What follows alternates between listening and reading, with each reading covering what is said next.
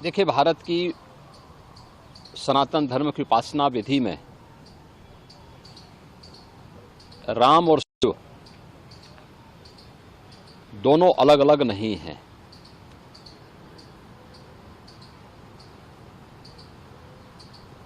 मर्यादा पुरुषोत्तम प्रभु श्री राम ने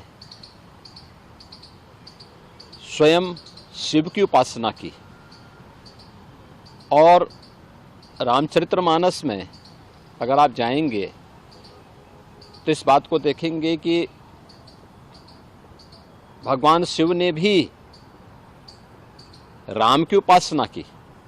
दोनों एक दूसरे के पूरक हैं। प्रभु राम कहते हैं,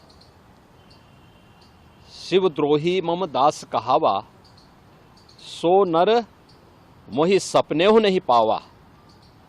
यानी अगर कोई भगवान शिव का द्रोही है और वह मेरा दास, मेरा भक्त कहलाने का दंभ पाल रहा है, तो मैं सपने में भी उसे नहीं प्राप्त हो सकता। ऐसे ही भगवान शिव भी कहते हैं। स्वाभाविक रूप से कांग्रेस की वास्तविकता सामने आ रही है। भारत की सनातन परंपरा को अपमानित करना, उसको लांछित करना, भारत की आस्था के साथ खिलवाड़ करना, ये कांग्रेस की प्रवृत्ति है। और कांग्रेस अध्यक्ष के द्वारा यही बात जो उनको कांग्रेसी संस्कार में प्राप्त हुआ है, वही बात वो अपने भाषणों में कर रहे हैं। भगवान शिव और भगवान राम को आपस में लड़ाने का कुत्सित प्रयास कर रहे हैं। उनका यह वक्तव्य अत्यंत ही निंदनीय है।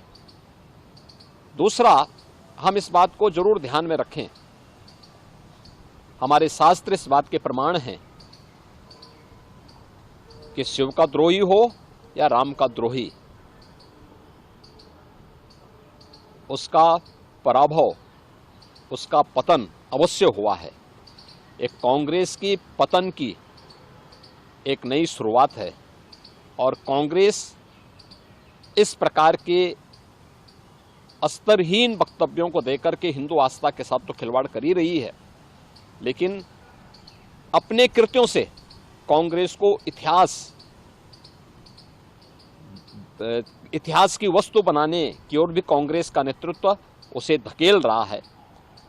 और मुझे लगता है प्रभु राम और देवादिदेव महादेव शिव इनको सद्बुद्धि दे।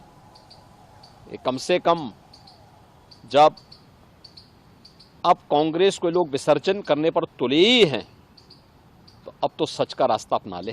क्या लगता है, बिल्कुल चुनाव के बीच में कांग्रेस अध्यक्ष अगर इस तरीके का बयान दे रहे हैं, तो क्या उसके पीछे मोटिव लगता है? देखिए, अपनी हार की खिसियाहट को अब भारत की सनातन आस्था के साथ खिलवाड़ करके कर रहे हैं। यद्यपि कांग्रेस का इतिहास इस प्रकार के कृत्यों से भरा पड़ा है, लेकिन इस सब के बावजूद चुनाव के समय इस प्रकार के संवेदनशील मुद्दों को उठा करके कांग्रेस भारत की आस्था के साथ साथ बहुसंख्यक समाज को अपमानित करने का कुत्सित प्रयास कर रही है। If you like this video, then like, share and subscribe to ET Now.